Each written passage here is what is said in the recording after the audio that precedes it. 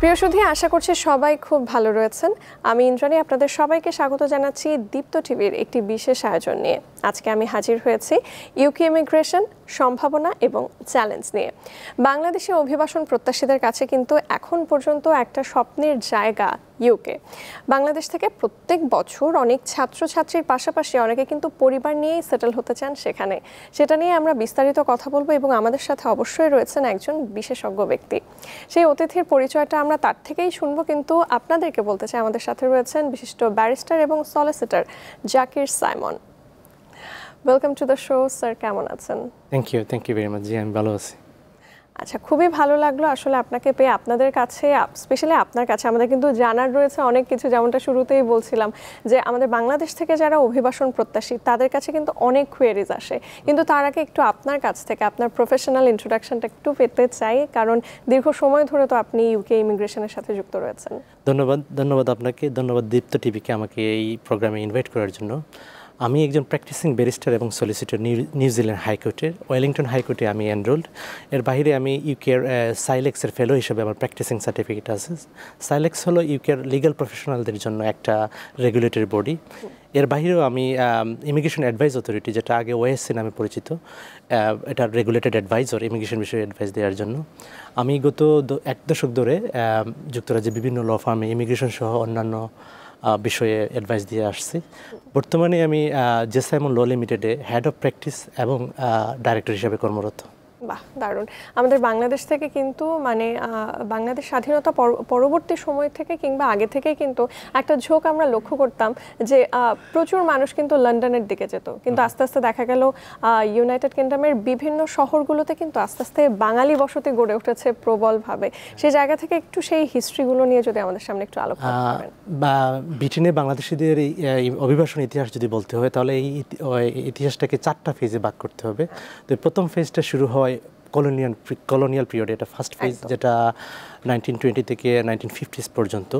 ওই সময় ইস্ট পাকিস্তান, তৎকালীন ইস্ট পাকিস্তান, বর্তমান বাংলাদেশের সিলেট অঞ্চলের লোকজন ইস্ট ইন্ডিয়া কোম্পানির মার্চেন্ট শিপে সিমেন অথবা লস্কর হিসাবে কাজ করত। তো এই কাজের সুবাদে তাদের একটা সুযোগ হয় ইউকের বিভিন্ন পোর্ট সিটি যেমন লন্ডন, লিভারপুল, কার্ডিফ এবং নিউক্যাসলে যাওয়ার। ওরা এই সুযোগকে কাজে লাগিয়ে ইউকেতে বসবাস শুরু করে। এটা হলো ফার্স্ট ফেজ। সেকেন্ড ফেজটা হলো আপনার দ্বিতীয় বিশ্বযুদ্ধের পরে, ইমিডিয়েট পরেই ইউকে একটা লেবার শর্টেজ ফেস করে, এবং এই শর্টেজটাকে কাভার আপ করার জন্য তৎকালীন ইউকে গভর্নমেন্ট একটা ইমিগ্রেশনকে এনকারেজ করে বাইরে থেকে আসার জন্য। এই সুযোগটাও বাংলাদেশের সিলেট অঞ্চলের তৎকালীন ওয়ার্কিং ক্লাস পিপলরা নেয় এবং বিভিন্ন মিল ইন্ডাস্ট্রি এবং রেস্টুরেন্টের ওয়ার্কার হিসাবে যাওয়া শুরু করে। এটা হলো সেকেন্ড ফেজ। থার্ড ফেজটা হলো বাংলাদেশে লিবারেশন ওয়ার এবং ওয়ারের পরে। ওই সময় বাংলাদেশের ইন্টারনাল কনফ্লিক্ট এবং ইনস্টেবিলিটির কারণে মানুষজন বিশেষ করে এই অঞ্চল থেকে, ওভারঅল বাংলাদেশ থেকে যাওয়া শুরু করে। এই 3টে স্টেজে পরবর্তীতে আপনার এই ফ্যামিলি রিউনিয়ন এবং স্পাউস, চিলড্রেন, এগুলো নেওয়ার মাধ্যমে এই সময়টাতে একটা কমিউনিটি গ্রো করে, যে কারণে আস্তে আস্তে একটা কমিউনিটি স্টাবলিশ করে। 90s পর থেকে থার্ড জেনারেশন এবং ফোর্থ জেনারেশনের আপব্রিঙ্গিংটা হয়। এবং এর বাহিরেও ইউকে গভর্নমেন্টের বিভিন্ন স্কিম, ভিসা ক্যাটাগরি স্কিমের কারণে ওভারঅল বাংলাদেশ থেকে লোকজন যাওয়ার সুযোগ হয়, যেটা কমিউনিটিটাকে অনেক বড় করে ফেলে। তো বর্তমানে ইউকেতে বাংলাদেশি কমিউনিটি অনেক বড় কমিউনিটি। আমাদের সব জায়গায় কন্ট্রিবিউশন আছে, আমাদের সব জায়গায় এস্টাবলিশমেন্ট আছে। তো বাংলাদেশ কমিউনিটি অনেক ভালো করতেছে ইউকেতে, অবশ্যই, যেটা আমাদের জন্য অনেক আশাব্যঞ্জক। নিশ্চয়ই নিশ্চয়ই। আমরা যেটা দেখি যে আসলে ব্যবসা বাণিজ্য থেকে শুরু করে সেটা যদি রাজনীতি পর্যন্ত যায়, প্রত্যেকটা জায়গায় আসলে বাংলাদেশিদের একটা মুখর পদচারণা রয়েছে। বাংলাদেশি হিসেবে নিঃসন্দেহে সেটা খুবই গর্বের ব্যাপার। তো বৈধ অভিবাসন নিয়ে শুরুতে জানতে চাই, আসলে একজন বাংলাদেশি যখন ওখানে যাবেন, বৈধ অভিবাসনের জন্য আসলে কোন কোন পন্থাগুলো অবলম্বন করা খুবই জরুরি? আচ্ছা, ইউকেতে আসলে এন্ট্রি করতে হলে যে ক্যাটাগরিগুলো আছে সেগুলোর মাধ্যমে যাওয়াটাই কি বৈধ অভিবাসন বলে। তবে কথা হলো এই জায়গায় প্রত্যেকটা রুট কিন্তু রুট টু সেটেলমেন্ট না। তার মানে হলো আপনি যে ভিসা নিয়ে গেলেন, ওই ভিসাটাই পরবর্তীতে আপনাকে সেটেলমেন্ট এনশিওর করবে কিনা। হ্যাঁ, তো এটা একজন অ্যাপ্লিকেন্ট বা একজন অভিবাসী যদি যাওয়ার আগে তাকে ওয়ার্কআউট করে যেতে হবে যে আদৌ সে ওই রুটে গিয়ে কি সে সেটেল হতে পারবে। যেমন ভিজিট ভিসা, এটা টেম্পোরারি একটা ভিসা। এই ভিসায় যদি কেউ যায়, সে আশা করতে পারে না যে সে সেটেল হবে কিনা।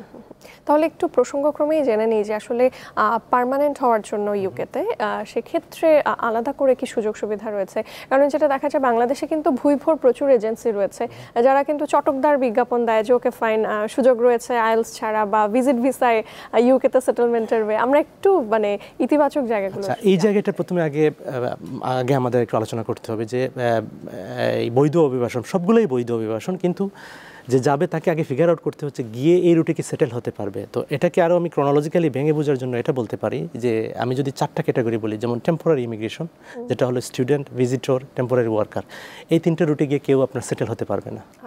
ওকে, এটা বুঝতে হবে যে একজন অ্যাপ্লিকেন্টে যাওয়ার আগে। এরপরে যেটা আছে আপনার স্কিল মাইগ্রেশন। স্কিল মাইগ্রেশন শুধু যাওয়ার আগে এগুলো ফিক্স করে যায় যে যার যে কন্ডিশন আছে এগুলো যদি সে ফুলফিল করে যায় এবং ওই জায়গায় যাওয়ার পরে যে ইমিগ্রেশনের যে কন্ডিশন আছে এগুলো যদি ফুলফিল করে তো অবশ্যই সে সেটেলমেন্ট পাবে। তো সেই হিসেবে আমরা 4টা ক্যাটাগরি বলতে পারি: temporary immigration, skill migration, business migration, family immigration. এই 4টা ক্যাটাগরি। প্রথমটাতে আপনার সেটেলমেন্টের সুযোগ নেই, বাকি 3টাতে আপনি যদি যাওয়ার পরে সাবজেক্ট টু কন্ডিশন আপনি যদি শর্ত ফুলফিল করেন অবশ্যই। আমরা ধাপে ধাপে সবগুলো ভিসা ক্যাটাগরি নিয়েই জানবো, তবে প্রথমে একটু ভিজিট ভিসা নিয়ে জানতে চাইছি বিকজ আমাদের দেশে কিন্তু অনেকে এই ক্যাটাগরিটা নিয়ে অনেক ইন্টারেস্টেড থাকে, কেউ স্রেফ ঘুরতেই যেতে চায় বা অন্য কোনো পারপাস থাকে। তো ভিজিট ভিসার ক্ষেত্রে আসলে অ্যাপ্লিকেশনে কী কী রিকোয়ারমেন্ট থাকে? ইউকেতে ভিজিট ভিসার যে ক্রাইটেরিয়া হলো একজন অ্যাপ্লিকেন্টকে অ্যাপ্লাই করার সময় 3টে জিনিস এস্টাবলিশ করতে হয়। প্রথমটা হলো তার পারপাস অফ ভিজিট, দ্বিতীয়টা হলো তার ইন্টেনশন টু রিটার্ন এবং তৃতীয়টা হলো তার educate fund to support his trip, propose trip. তো আমি যদি একটা একটা করে এক্সপ্লেন করি তাহলে পুরো বিষয়টা ক্লিয়ার হয়ে যাবে। পারপাস অফ ভিজিট যেটা, এটা নাম থেকে বোঝা সব থেকে বোঝা যাচ্ছে যে কী মানে কী কারণে যেতে চাচ্ছে বা কেন যাবে সেটা। তো একটা অ্যাপ্লিকেশন এটা মানে straight forward to establish. Second যে এলিমেন্টটা ইন্টেনশন টু রিটার্ন, মানে গেলে ফেরত চলে আসবে, এটা হলো অ্যাপ্লিকেন্টের দায়িত্ব, সে গেলে ফেরত চলে আসবে। এটা হলো সবচেয়ে ইম্পর্টেন্ট এবং কঠিন একটা এলিমেন্ট।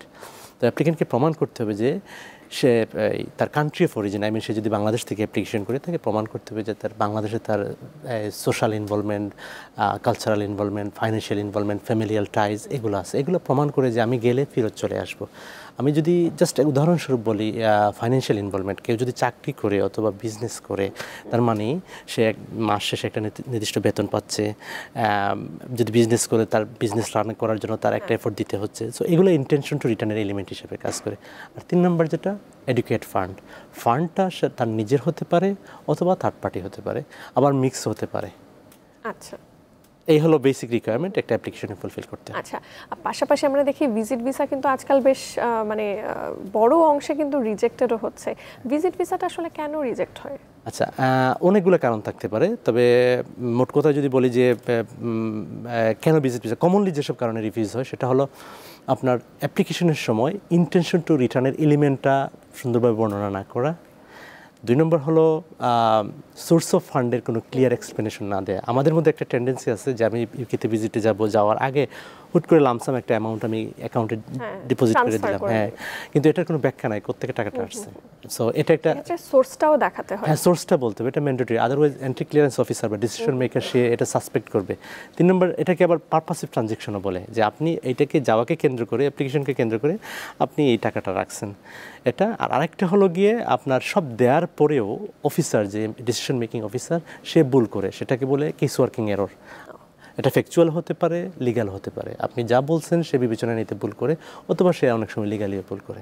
তো এইগুলা মানে এই মূলত এই 4টা কারণে রিফিউজটা হয়। তো আমরা যেটা দেখি যে ভিজিট ভিসা রিজেক্টেড হয়ে গেলে অনেকে না পরবর্তীতে ভয় পান যে আমি কি আবার অ্যাপ্লাই করব, আবার যদি রিজেকশন হয় সেক্ষেত্রে কি করণীয় থাকে তখন? আচ্ছা, ভিজিট ভিসা এটা ভিজিট রিফিউজাল নিয়ে একটা কমন মিসকনসেপশন আছে।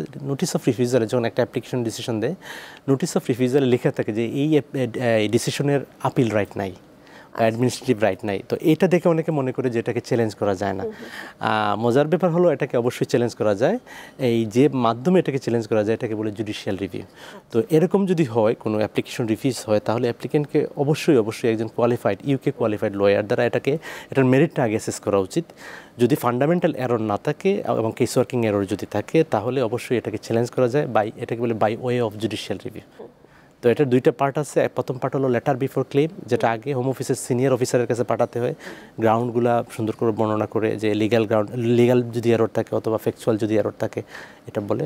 যদি এই স্টেজে হয়ে যায় তাহলে হোম অফিস এটাকে রিকনসিডার করে, আর যদি না হয় তাহলে এটা নিয়ে কোর্টে যেতে হয়, যেটাকে বলে আপার ট্রাইব্যুনাল। আচ্ছা, আমার একটা ছোট্ট জিজ্ঞাসা আছে, আমি সেটাই জাস্ট অ্যাড করছি যে একবার রিজেকশনের পরে কি আসলে দ্বিতীয়বারও যদি রিজেক্টেড হয় কোনো কারণে, সেক্ষেত্রে কি পরবর্তীতে আসলে আবার অ্যাপ্লাই করা ভিজিট ভিসার জন্য বিট রিস্কি? এই জায়গাটাই কোয়ালিফাইড ইমিগ্রেশন কোয়ালিফাইড লয়ার দরকার, কারণ আপনি যদি যে জায়গাটা ভুল হয়েছে অ্যাপ্লিকেশন করার সময় অথবা যে জায়গার কারণে আপনাকে রিফিউজ করা হয়েছে ওইটা যদি রেকটিফাই না করে আবার অ্যাপ্লিকেশন করেন তাহলে সিমিলার সার্কেল চলতে থাকবে। আমরা এবার একটু স্কিল ইমিগ্রেশনের দিকে আসতে চাই, কারণ স্কিল ইমিগ্রেশন নামটা শুনলেই কিন্তু মনে হয় আচ্ছা মানে বিশেষভাবে কোনো সেক্টরে দক্ষ হলেই বোধহয় যাওয়া যাবে। যে বিস্তারিত কথাই আপনার কাছ থেকে শুনবো। যুক্তরাজ্যের অনেকগুলো ক্যাটাগরির মধ্যে স্কিল ইমিগ্রেশন একটা জনপ্রিয় এবং রেগুলার ক্যাটাগরি। তো স্কিল ইমিগ্রেশনের ক্যাটাগরিগুলোকে যদি আমি একসাথে বলি তাহলে যুক্তরাজ্যে বর্তমানে যে জনপ্রিয় ক্যাটাগরিগুলো আছে এর মধ্যে প্রথমটা হলো স্কিল ওয়ার্কার ভিসা, দ্বিতীয়টা হলো মিনিস্টার অফ রিলিজিয়ন এবং তৃতীয়টা হলো গ্লোবাল ট্যালেন্ট ভিসা। তিনটাই যদি একটু ডিটেইলস বলেন। আচ্ছা, স্কিল ওয়ার্কার ভিসার আবার দুইটা পার্ট। নাম থেকে বোঝা যাচ্ছে যে একটা নির্দিষ্ট এরিয়াতে আপনার স্কিল থাকতে হবে, অ্যান্ড দেন ল্যাঙ্গুয়েজ রিকোয়ারমেন্ট আছে এবং ফাইন্যান্সিয়াল রিকোয়ারমেন্ট আছে। এই skill, language requirement, financial requirement meet করার পরে আপনি যদি একটা জব অফার পান তাহলে আপনি যুক্তরাজ্যে যেতে পারবেন। আচ্ছা, স্কিল ওয়ার্কারের জেনারেল ক্যাটাগরি যদি বলি, এটা স্পেশালাইজ কোনো নলেজ এডুকেশন লাগবে না। এটা কোনো কোম্পানির, আমি যা উদাহরণস্বরূপ বলতেছি, কোনো কোম্পানির যদি সে বিজনেস ডেভেলপমেন্ট ম্যানেজার বা এক্সিকিউটিভ হয় অথবা শেফ হয়, সে জেনারেল ক্যাটাগরিতে যদি শর্তগুলো পূরণ করে অ্যাপ্লাই করে যেতে পারে। সেক্ষেত্রে প্রযোজ্য হলো একটা সার্টিফিকেট অফ স্পন্সরশিপ পেতে হবে এবং দেন তার ল্যাঙ্গুয়েজ রিকোয়ারমেন্ট যেটা B1 লেভেলের ইংলিশ থাকতে হবে এবং ফাইন্যান্সিয়াল রিকোয়ারমেন্ট থাকতে হবে। এখানে কি আইএলটিএস এর কোনো একটা মাপ? এই B1টা যেটা আইএলটিএস 4 পয়েন্ট থাকলে হচ্ছে।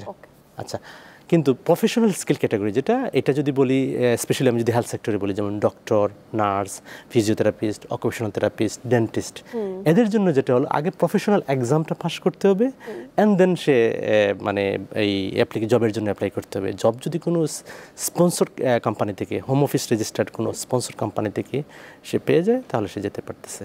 এই জায়গায় বলে রাখা ভালো, প্রফেশনাল ক্যাটাগরির জন্য ডাক্তারদের জন্য একটা প্রফেশনাল এক্সাম আছে যেটার নাম হলো প্লাব। নার্সের জন্য যে এক্সামটা আছে সেটার নাম হলো OSCE। ডেন্টিস্টের জন্য যে এক্সামটা আছে ওটার নাম হলো ORE।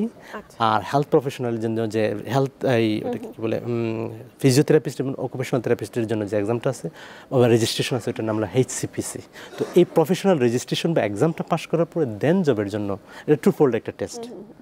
তো এই পাস করার পরে দেন সে জব সার্চ করবে এবং জবটা যে কোম্পানি অফার করবে কোম্পানিকে অবশ্যই যুক্তরাজ্যের হোম অফিস কর্তৃক রেজিস্টার্ড স্পন্সর লাইসেন্স হতে হবে অ্যান্ড দেন তার অ্যাপ্লিকেশনের জন্য সে এলিজিবল হবে।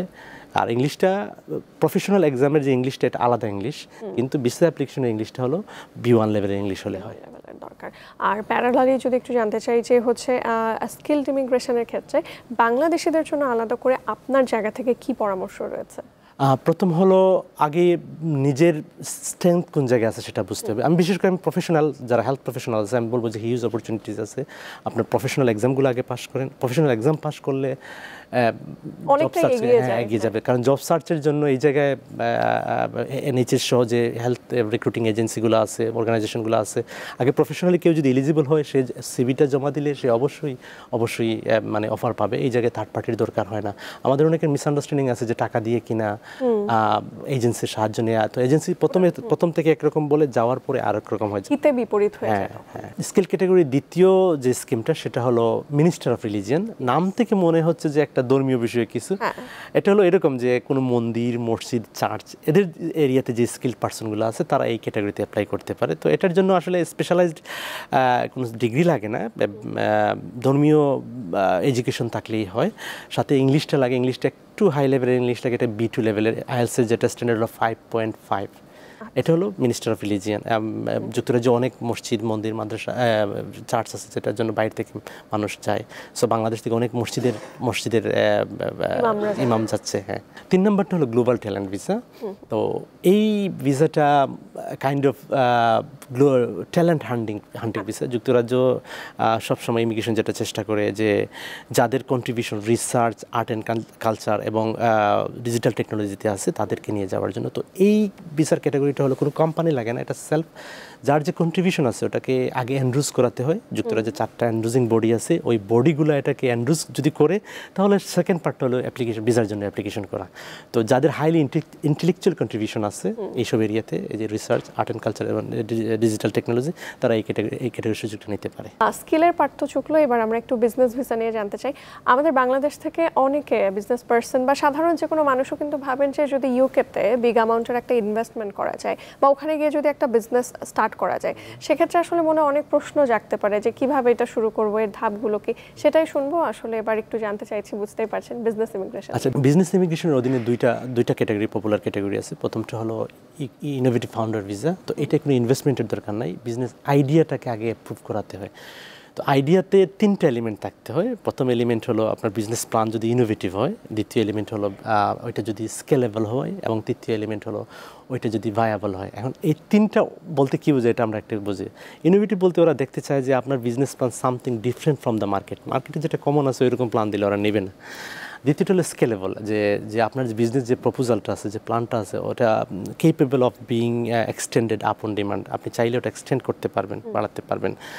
আর তৃতীয় যে এলিমেন্টটা হলো এটা ভায়াবল কিনা, something which is capable of working over successful period of time, একটা নির্দিষ্ট সময় ধরে ওটা কাজ করতে পারবে কিনা। তো এই 3টা এলিমেন্ট যদি বিজনেস প্ল্যানে প্রমাণ করা যায়, এবং এই প্রপোজালটাকে জমা দিতে হবে আপনার এনরোজমেন্টের জন্য, ওইটা পাস হলে দেন আপনি বিজনেসের জন্য ভিসা পেতে পারবেন। এখন কথা হলো যে কোনো প্ল্যান কি অ্যাপ্রুভ হয় না, এটা অনেক প্রিপারেশন নিয়ে বিজনেস প্ল্যানটা রেডি করে যদি সাবমিট করা হয়, অ্যান্ড দেন ওইটা গ্রান্ট হলে ভিসা হওয়ার পজিটিভ হওয়ার সম্ভাবনা বেশি।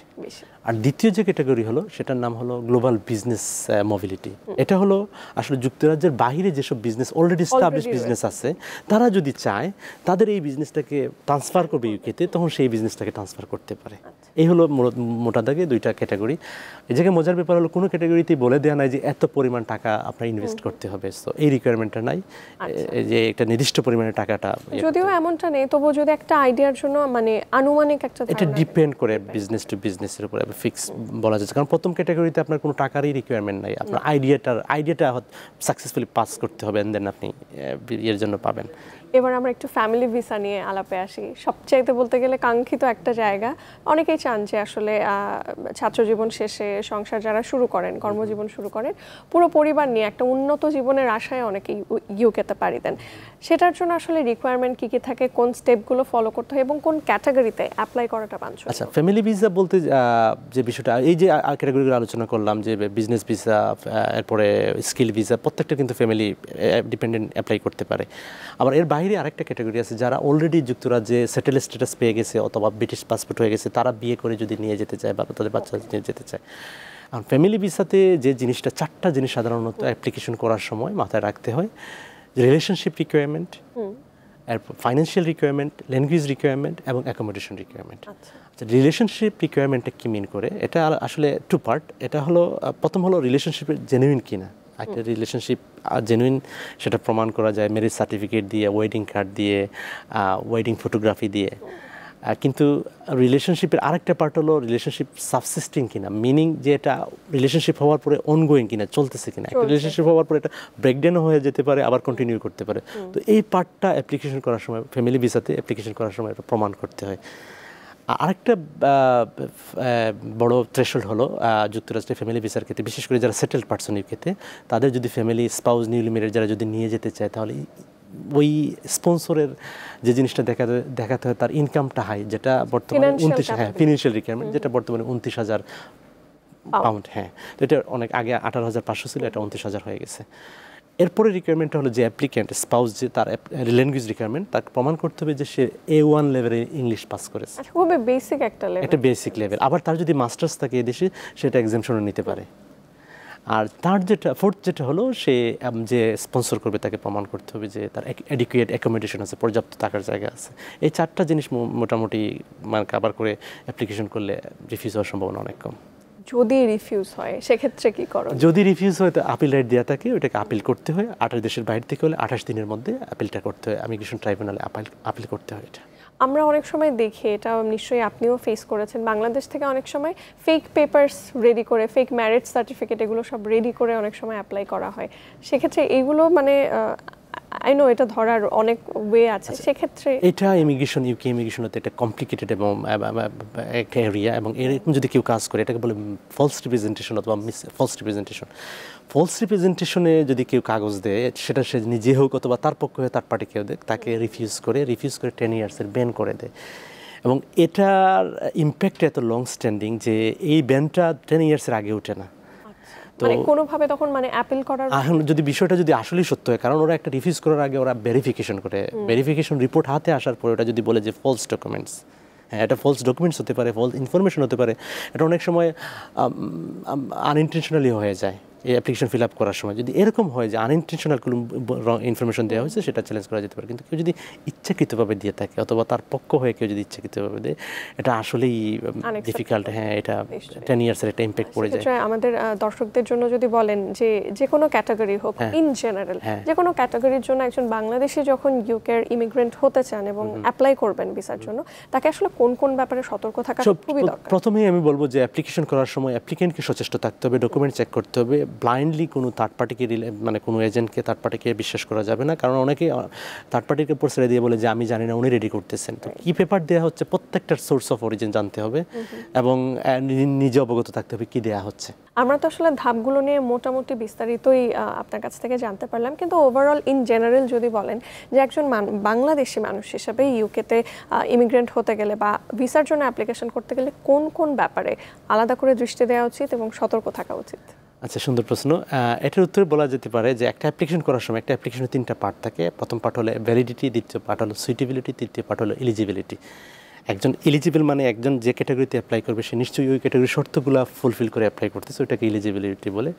ভ্যালিডিটি বিষয়, সুইটেবিলিটি বিষয়টা হলো ইমিগ্রেশন ম্যাটারে ওনার ক্যারেক্টার কেমন, এটা হলো ক্যারেক্টার রিকোয়ারমেন্ট, যে সে কি ফলস কোনো তথ্য, যেটা আপনি আগে বলছিলেন যে দিলে কি ফলস তথ্য দিচ্ছে কিনা, সে কি ইমিগ্রেশন কন্ডিশন ব্রিচ, সে যদি আগে ইউকেতে থাকে সে কি ইমিগ্রেশন কন্ডিশন ব্রিচ করছে কিনা, তার যে শর্ত দেওয়া হয়েছিল, তার কাছে হোম অফিস, ইউকে যে ইমিগ্রেশন অথরিটি হোম অফিস কোনো টাকা পয়সা পায় কিনা, এনএইচএসের কোনো টাকা পয়সা বাকি আছে কিনা, এইসব বিষয়গুলোকে বলে গুড ক্যারেক্টার, সুইটেবিলিটি, এগুলো ঠিক আছে কিনা। তাহলে প্রথমে মানে হোম অফিস কনসিডার করে যে তার যে ক্যাটাগরি, ভিসা ক্যাটাগরি শর্তগুলো ফুলফিল করছে কিনা, এরপরে তার ক্যারেক্টার কেমন, এরপরে বিষয়টা হলো অ্যাপ্লিকেশনটা ভ্যালিড কিনা। এখন একটা অ্যাপ্লিকেশন ভ্যালিড করতে হলে এটাকে বলে ভ্যালিডিটি। ভ্যালিড করতে হলে 4 থেকে 5টা বিষয় ওরা মাথায় নেয়। প্রথম হলো অ্যাপ্লিকেশনটা কারেক্ট ফর্মে ফিল আপ করা হয়েছে কিনা, কারেক্ট ফিটা দেওয়া হয়েছে কিনা, হোম মেডিকেলের ফিটা যেটাকে IHSP বলে ওইটা দেওয়া হয়েছে কিনা। এরপরে বিষয়টা হলো ফর্মের যে সিগনেচার যেগুলো আছে ওগুলো দেওয়া হয়েছে কিনা, এবং ফিঙ্গারপ্রিন্ট যেটাকে বায়োমেট্রিক এনরোলমেন্ট করা হয়েছে কিনা।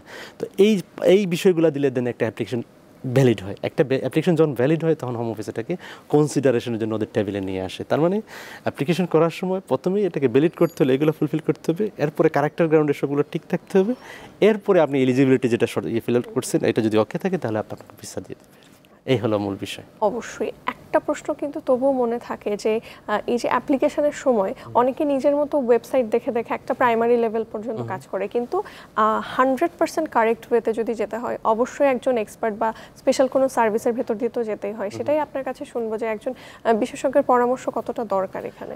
ইউকেতে কিছু ক্যাটাগরি আছে যেগুলো স্ট্রেট ফরওয়ার্ড যে করতে পারে, কারণ যদি ওয়ার্কিং ইংলিশ নলেজ থাকে সে পড়ে করতে পারে। আবার কিছু ক্যাটাগরি আছে টেকনিক্যাল ক্যাটাগরি, যে এক্সপার্টের অবশ্যই নলেজ নিতে হবে। এখন এক্সপার্টের যদি হেল্প নিতে হয় তাহলে যে বিষয়টা একজন অ্যাপ্লিকেন্টকে মাথায় রাখতে হবে যে সে রেগুলেটেড কিনা।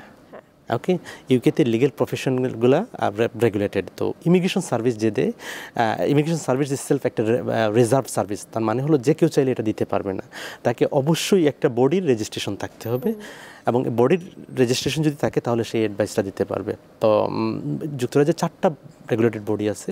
এর প্রথমটা হলো IAA, ইমিগ্রেশন অ্যাডভাইস অথরিটি, যেটা আগে OIC নামে পরিচিত ছিল। পরেরটা হলো সাইলেক্সের অধীনে যারা আছে তারা অ্যাডভাইসটা দিতে পারে। এরপরে হলো SRA, সলিসিটর রেগুলেটরি অথরিটি। এরপরে এটা হলো BSB, বার স্ট্যান্ডার্ড বোর্ড।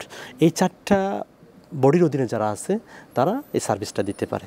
এখন কেন একজন অ্যাপ্লিকেন্ট একজন আনরেগুলেটেড পার্সনের কাছ থেকে সার্ভিস নিয়ে রেগুলেটেড পার্সনের কাছে সার্ভিস, 4টা কারণে। প্রথম হলো এই বডির অধীনে যারা আছে এরা সবাই কম্পিটেন্ট, একটা পরীক্ষা বা একটা প্রসেসের মধ্যে দিয়ে এরা আসছে। দ্বিতীয় হলো এদের সার্ভিসের এগেনস্টে প্রফেশনাল ইন্ডিমিনিটি ইন্স্যুরেন্স আছে, যদি সার্ভিস দেওয়ার সময় কোনো ভুল হয় তাহলে ক্লায়েন্ট কম্পেনসেশন পাবে। 3 নম্বরটা হলো যদি কোনো ভুল হয় বা ক্লায়েন্ট চাইলে এটা তাদের এগেনস্টে কমপ্লেন করতে পারবে। আর 4 নম্বরটা হলো ফি স্ট্রাকচারটা কেউ র্যান্ডমলি চাইলে নিতে পারবে না, ওটা গভর্নমেন্টের একটা স্কেল আছে, নীতিমালা আছে, এর ভিতরে নিতে হবে। যদি আনরেগুলেটেড কেউ হয় সে ইচ্ছা মতো তার করতে পারবে, ফি নিতে পারবে, ইচ্ছা মতো ম্যানিপুলেট করতে পারবে এবং তার বিরুদ্ধে কোনো অ্যাকশন নেওয়া যাবে না। এর জন্য ক্লায়েন্টের প্রতি আমার অ্যাডভাইস যদি বলেন, আমি বলবো যে যদি সার্ভিস নিতেই হয় তাহলে আপনি এই রেগুলেটেড বডির কারো কাছ থেকে আপনি সার্ভিস নেন। আচ্ছা, আমরা দেখতে দেখতে আয়োজনের এবং আলাপের প্রায় শেষ পর্যায়ে চলে এসেছি। শেষে আমার একটা অ্যাডিশনাল কোয়েশ্চেন রয়েছে। আমরা যারা বাঙালি দর্শকরা রয়েছে, আমরা যেমন এই ব্যাপারগুলো নিয়ে আলাপ আমরা শুনি, আমাদের মনে প্রশ্ন থাকে যে যেহেতু আপনি এই ব্যাপারটাতে, এই ফিল্ডটায় আপনি একজন এক্সপার্ট, সো আপনার ব্যক্তিগত কোনো এরকম এক্সপিরিয়েন্স আছে কিনা যে খুবই এক্সট্রিম একটা জায়গায় যাওয়া একটা কেসকে আপনি একটু স্মুথ ওয়েতে হ্যান্ডেল করেছেন, এমন কোনো এক্সাম্পল কি আমাদেরকে দিতে পারেন? হ্যাঁ, এরকম অনেক অনেক অভিজ্ঞতা আছে। এর মধ্যে একটা হলো ভিজিট ভিসা অ্যাপ্লিকেশন। ওই অ্যাপ্লিক্যান্ট 2005-এ অ্যাপ্লিকেশন করেছিলেন এবং আনকোয়ালিফাইড একজন পার্সনকে দিয়ে, এজেন্টকে দিয়ে, যে ফলস স্টেটমেন্ট দিয়েছিল, দেওয়ার কারণে উনি 10 ইয়ার্স ব্যান ছিলেন। 2005-এ উনি অ্যাপ্লিকেশন করেন, 2015-এ ওনার ব্যান ইয়ার্স টাইমটা স্পেন্ড হয়। 2016-এ উনি একবার অ্যাপ্লাই করেন, রিফিউজড হয়। 2017-এ অ্যাপ্লাই করে রিফিউজ হয়। 2022-তে আমার কাছে আসে। আমার কাছে আসার পরে আমরা প্রথমে অ্যাপ্লিকেশন করে রিফিউজ হই, এরপরে 4 বার আমরা চ্যালেঞ্জ করি by way of judicial review, 5th টাইমে গিয়ে আমরা উইন করি। তার মানে 25 বছর পরে, 2005 থেকে 20 বছর পরে ওই কেসটা উইন হয়। তো এটা একটা আমার জন্য এটা মানে বিগ অ্যাচিভমেন্ট। আমার মনটাই ভালো করে দেয় যে সত্যি তাই। মানে বোঝা যাচ্ছে যে আসলে ধৈর্য হারা হওয়া যাবে না এবং অবশ্যই এক্সপার্টের হেল্প নিয়ে এই কাজগুলো করতে হবে। অনেক অনেক ধন্যবাদ স্যার। দেখতে দেখতে আয়োজনের একেবারে শেষ পর্যায়ে চলে এসেছে। আপনার প্রতি আসলে অনেক কৃতজ্ঞতা, কারণ এই ইম্পর্টেন্ট জিনিসগুলোই আমাদের দর্শকরা কিন্তু দেখতে চান, পেতে চান, জানতে চান। আর আমাদের আয়োজনকে সময় দেওয়ার জন্য অনেক ধন্যবাদ। আপনাকেও ধন্যবাদ। সেই সাথে আমি দীপ্ত টিভির সাথে সংশ্লিষ্ট যারা আছে সবাইকে ধন্যবাদ। প্রিয় দর্শক, এতক্ষণ ধরে আপনারা সবাই উপভোগ করছিলেন ইউকে ইমিগ্রেশন, সম্ভাবনা এবং চ্যালেঞ্জ। নিশ্চয়ই আমাদের আয়োজন থেকে খুবই ইম্পর্টেন্ট কিছু টপিকস আপনাদের কাছে আরও সহজভাবে ধরা দিয়েছে। আজকের মতো আমি ইন্দ্রাণী বিদায় নিচ্ছি, তবে নিশ্চয়ই হাজির হয়ে যাব আগামী কোনো আয়োজনে। সবাই ভালো থাকবেন, দীপ্ত টিভির সাথেই থাকবেন।